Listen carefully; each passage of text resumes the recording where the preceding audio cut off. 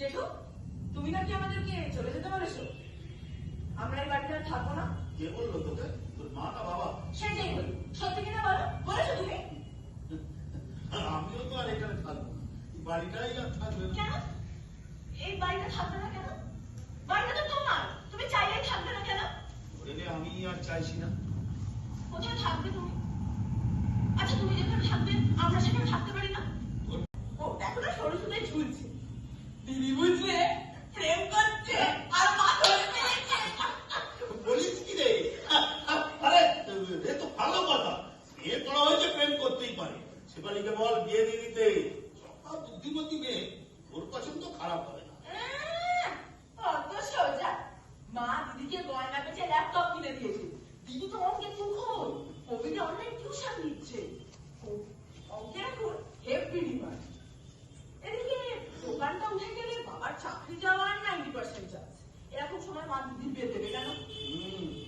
না, শেফালিটা আমার তো বিপাকে পড়েছে। আচ্ছা জেঠু, তুমি বিয়ে করনি কেন? আমি বিয়ে দিয়ে রাখার ইচ্ছে হয় রে। বিয়ে করতে অনেক কিছু লাগে, একটা পাত্র লাগে, একটা পাত্রী লাগে, দুজনে দুজনকে পছন্দ করতে হয়। তোমার কোনো মেয়েকেই পছন্দ হলো না? বড় উল্টোটাই, পাত্রীপক্ষেরই আমাকে পছন্দ হলো না। একটা সম্বন্ধ এসেছিল বুঝলি, কথাবার্তা অনেক দূর এগিয়েছিল। শেষে আমি শ্মশানে চাকরি করি শুনে পাত্রীপক্ষ বেগে বললো, এ আবার কেমন চাকরি রে বাবা। কি রে বাবা, শ্মশানে খাতা লেখা কি এমন খারাপ কাজ? মিউনিসিপ্যালিটির চাকরি করে বাবা। তারপর আর কোনো সম্বন্ধ হলো না? নাটকটাকে তৈরি করেছেন এবং নাটকের চলন কোথাও একটুখানি বেশি মনে হয়নি, কোথাও একটু কম মনে হয়নি। আর নাটকের মধ্যে অন্তর্নিহিত মানবিক আবেদন যেটা সবার উপরে জয়ী হলো। এই নাটকের যে স্ক্রিপ্ট যিনি লিখেছেন এবং যারা আলোক করেছেন, যারা শব্দ দিয়েছেন, সবকিছু মিলিয়ে নাটক আমি বলবো এটা এই সময়ে একটা মঞ্চ সফল নাটক।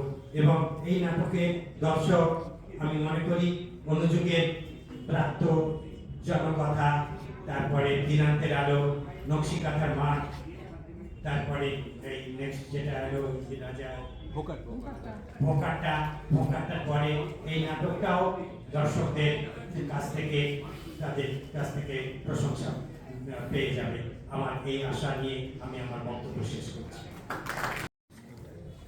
শুভ সন্ধ্যা। প্রথমেই আমি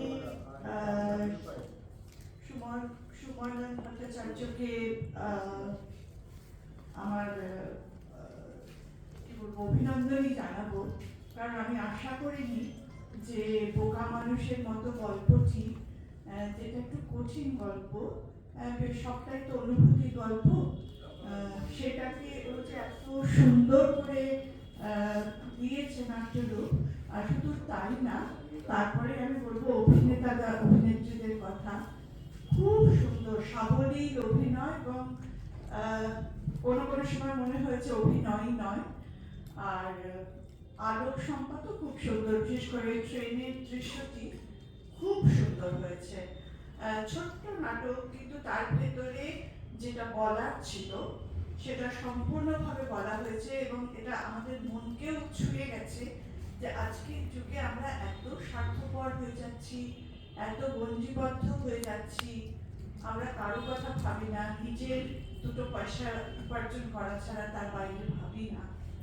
কিন্তু তার থেকেও তো বড় জিনিস আত্মীয়তা, একটা ভালোবাসার সম্পর্ক, তার থেকে বড় টাকা পয়সা করতে পারে না। সেটাই তো স্বাধীনবাবু লাস্টে খুঁজে পেলেন, এবং সেটাই আমার সকলের কাছে আবেদন যে আমরা যেন এই জিনিসটাকেই মনে রাখি, এই মানবিক মূল্যটাকে নিয়ে এই যে উত্তরণ ঘটিয়েছে ও আমার বোকা মানুষকে, খুব সুন্দর, আমার খুব ভালো লেগেছে সকলের কাছে।